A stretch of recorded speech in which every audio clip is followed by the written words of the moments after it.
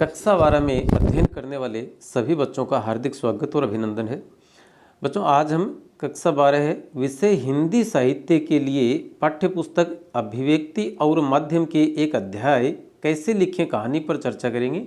इस पाठ से अवैध वाला या वस्तुनिष्ठ श्रेणी का एक प्रश्न किया जाएगा और नोट्स के रूप में आपको कुछ प्रश्न उपलब्ध करवाए जा रहे हैं। इन प्रश्नों को आपने अंत तक समस्त प्रश्न या पूरे के पूरे नोट्स देख लिए तो मैं नहीं समझता कि आपको अलग से तैयारी करने की आवश्यकता पड़ेगी। आप एक बार इनको पूरा ध्यान से देख लीजिएगा।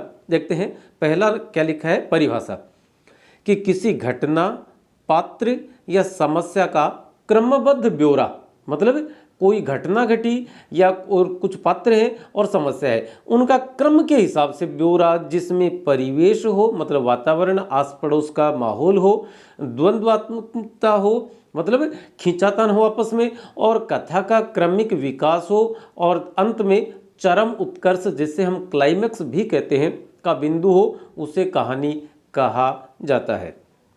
दूसरा नोट्स है कहानी लिखने, पढ़ने या सुनने के पीछे निहित भाव क्या होता है।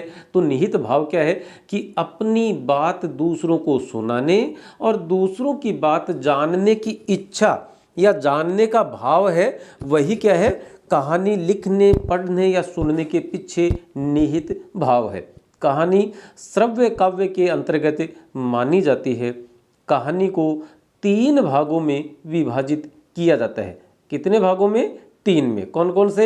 आदि मतलब प्रारंभ, मध्य और तीसरा है अंत, मतलब बिगनिंग, इंटरवल और बिगनिंग, मिड और क्लाइमैक्स।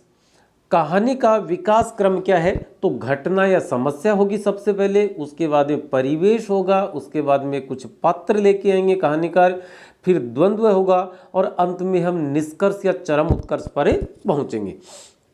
तो पहला पॉइंट यहाँ से देखें कि कहानी हमारे जीवन का अभिन्न अंग है। कहानी हमारे जीवन का कभी अलग न होने वाला अंग है। कहानी का इतिहास मानव इतिहास जितना ही पुराना है।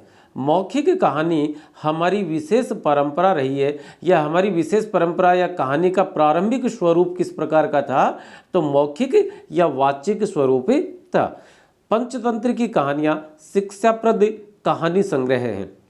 कहानी का प्रारंभिक, मुख्य व केंद्रीय बिंदु कथानक होता है। अब देखिएगा कि कहानी का प्रारंभिक बिंदु क्या है?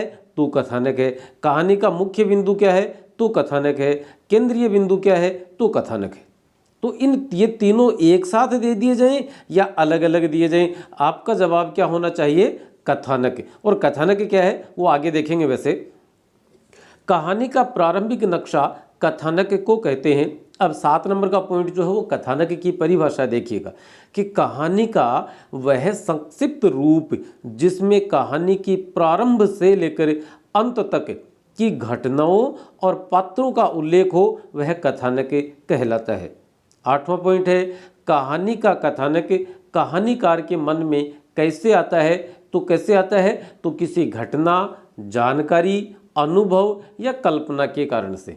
कहानीकार की कल्पना हो सकती है, कहानीकार की कोई जानकारी हो सकती है, कहानीकार ने किसी घटना को घटित होते देखा हो सकता है, या कहानीकार के निजी अनुभव भी हो सकते हैं। और उस छोटे से अनुभव में वो कुछ पात्र जोड़ता है, कुछ एक परिवेश, एक वातावरण, एक क्लाइमेट या एक माहौल तैयार करते हैं और विभिन्न प्रकार की घटनाएं तैयार करते हैं और एक द्वंद्व तैयार होता है। और अंत में जो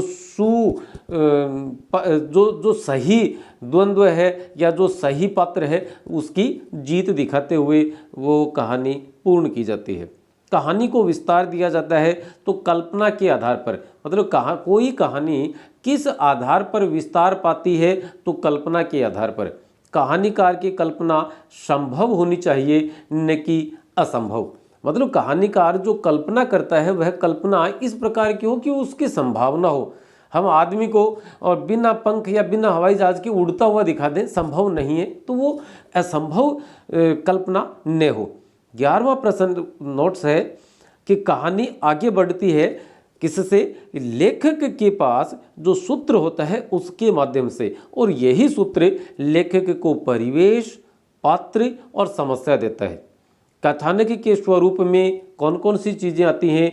तो वही 3 चीज़ें, प्रारंभ, मध्य और अंत। इस प्रारंभ को आदि से भी अभिहित किया जाता है, आदि भी इसके लिए लिखा जाता है। चलते हैं आगे। कहानी को रोचक बनाने वाला तत्व क्या होता है? द्वंद्व। यदि जब तक किसी कहानी में द्वंद्व नहीं होगा तो कहानी ही नहीं बनेगी। आप सोच के देखिएगा, ईदगाह कहानी में, आपने चूंकि वो 11वीं क्लास में पढ़ी है इसलिए हम उसकी बात कर रहे हैं। ईदगाह कहानी में और हामिद के माता पिता जीवित होते या उसकी दादी के पास 15-20 पैसे होते तो क्या वो चिमटा खरीदता? नहीं। उसके यदि 15-20 पैसे होते तो उसके घर में चिमटा पहले से होता।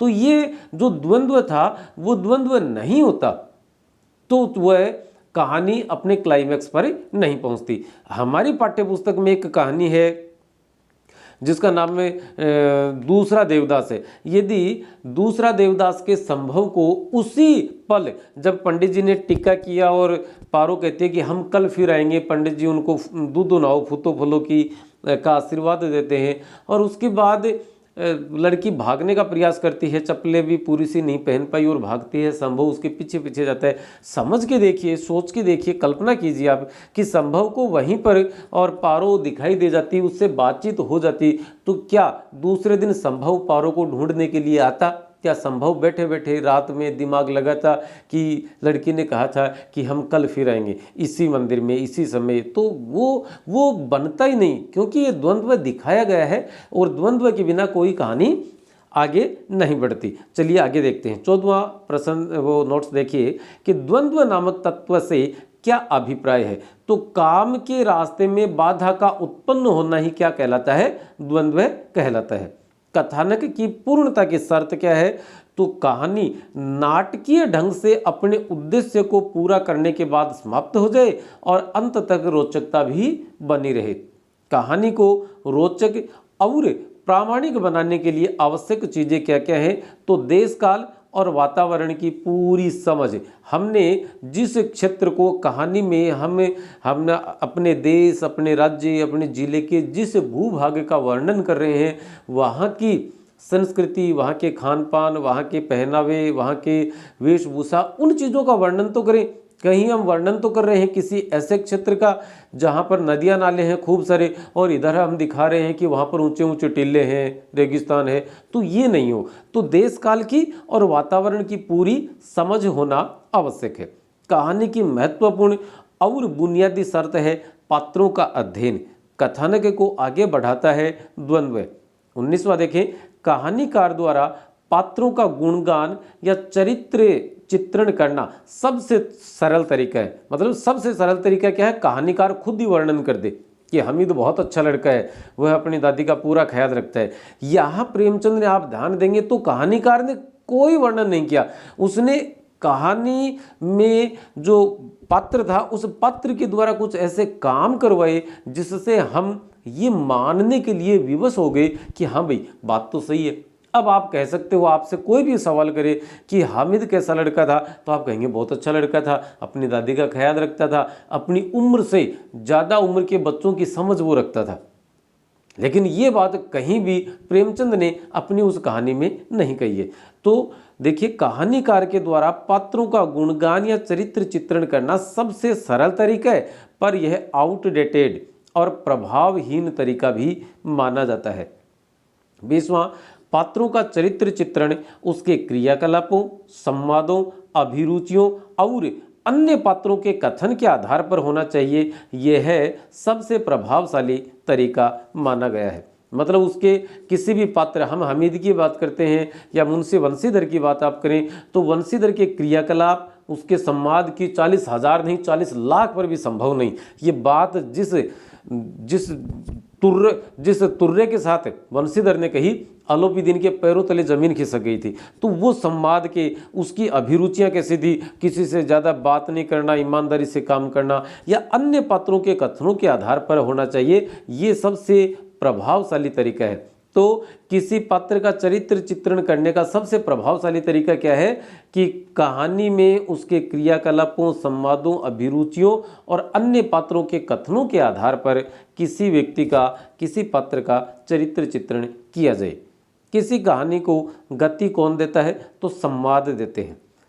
संवाद ही पात्रों को गति देते हैं। अच्छा, एक बात और ये कह रहा था, यदि आप चैनल पर नए जुड़े हैं सब्सक्राइब कर लीजिएगा। हिंदी की बेहद महत्वपूर्ण जानकारियाँ होंगी और हम ये आपसे वादा करते हैं कि इसी परीक्षा के बाद आप BSTC की जब परीक्षा देंगे तो उसके लिए बेहद महत्वपूर्ण सामग्री और आपके कक्षा स्तर के अनुसार आपको यहाँ पर व्याकरण की संपूर्ण जानकारी उपलब्ध करवाई जाएगी, इसलिए आप जुड़े रहें। 23वां नोट्स देखिए कि संवाद ही कहानी और पात्रों को स्थापित करते हैं। 24वां है कहानी लिखना सीखने का सबसे महत्वपूर्ण तरीका है अच्छी कहानियां पढ़ना और उनका विश्लेषण करना। बहुत अच्छी कहानियां बहुत अच्छे लेखकों के द्वारा लिखी गई हैं, उन कहानियों को पढ़ें, अलग अलग भावबोध की कहानियां पढ़ें, अलग अलग लेखकों की कहानियां पढ़ें और अलग अलग काल में लिखी हुई कहानियां पढ़ें, उनका विश्लेषण करें। इससे हम बेहद अच्छी कहानी लिखने की जो काबिलियत है वह हासिल कर सकते हैं। पात्रों के संवाद लिखते समय ध्यान रखने योग्य बातें क्या क्या हैं? तो संवाद पात्रों के स्वभाव, पूरी पृष्ठभूमि के अनुकूल हों, उनके विश्वासों, आदर्शों और परिस्थितियों के अनुकूल भी होने आवश्यक हैं। यदि ऐसा नहीं है तो वो संवाद थोड़ा सा गड़बड़ा जाएगा। एक उदाहरण के तौर पर समझते हैं। आपने नमक का दरोगा कहानी पढ़ी।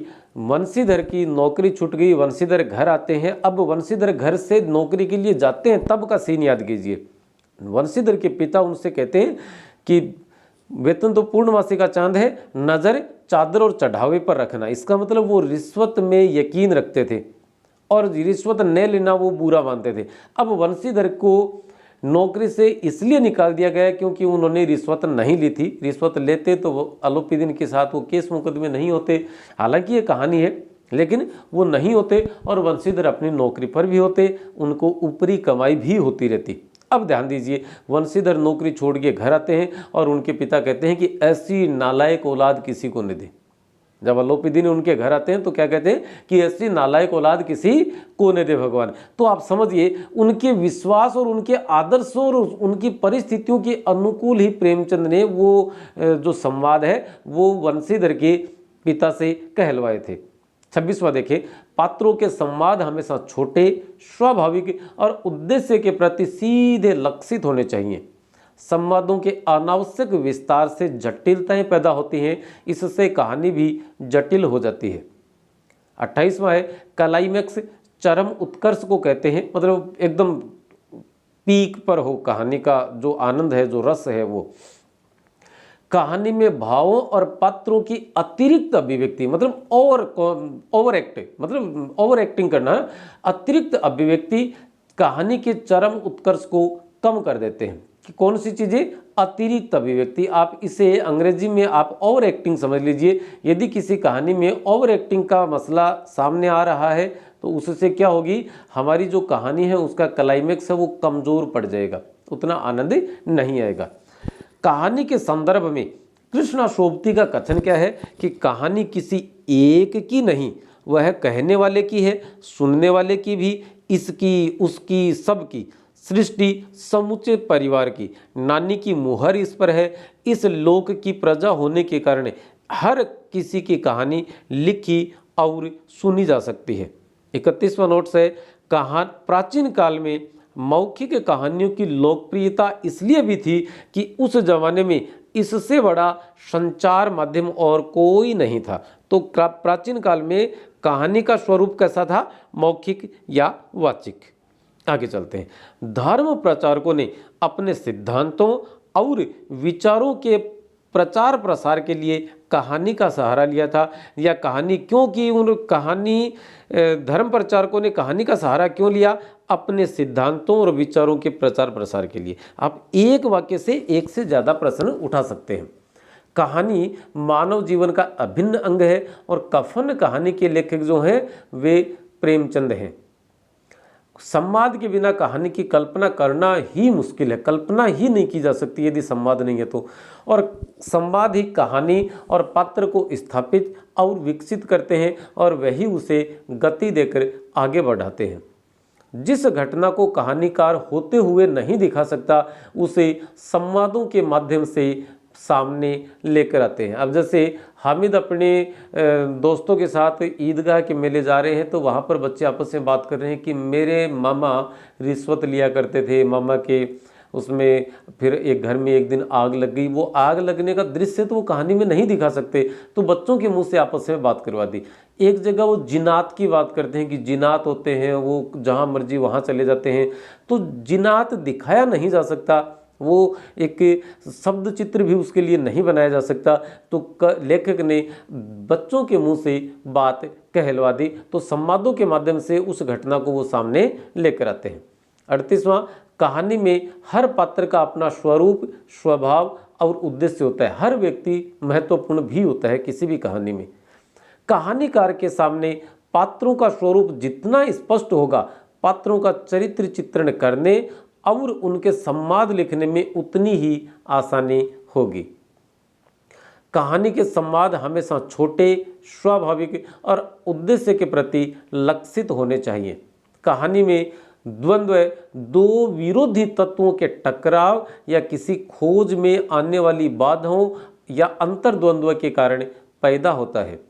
द्वंद्व के बिंदु जितने स्पष्ट होंगे, कहानी उतनी ही सफलता के साथ आगे बढ़ेगी। मतलब द्वंद्व जितना स्पष्ट होगा, जो लड़ाई झगड़ा है, जो भी कोई चीज़ है, हम फिल्म देखते हैं, फिल्म भी एक कहानी पर ही डिपेंड है, वो उसे पटकथा कह देते हैं। अब देखिएगा आप, किसी फिल्म में हीरो और विलेन की आपस में लड़ाई है, हमें ये नहीं पता कि ये लड़ क्यों रहे हैं, तो उसमें आनंद नहीं आएगा।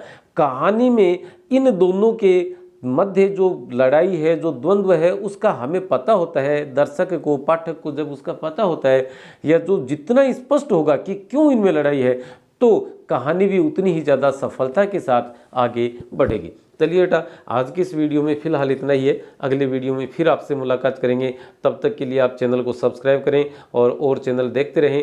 नमस्ते, धन्यवाद, जय हिंद, जय भारत।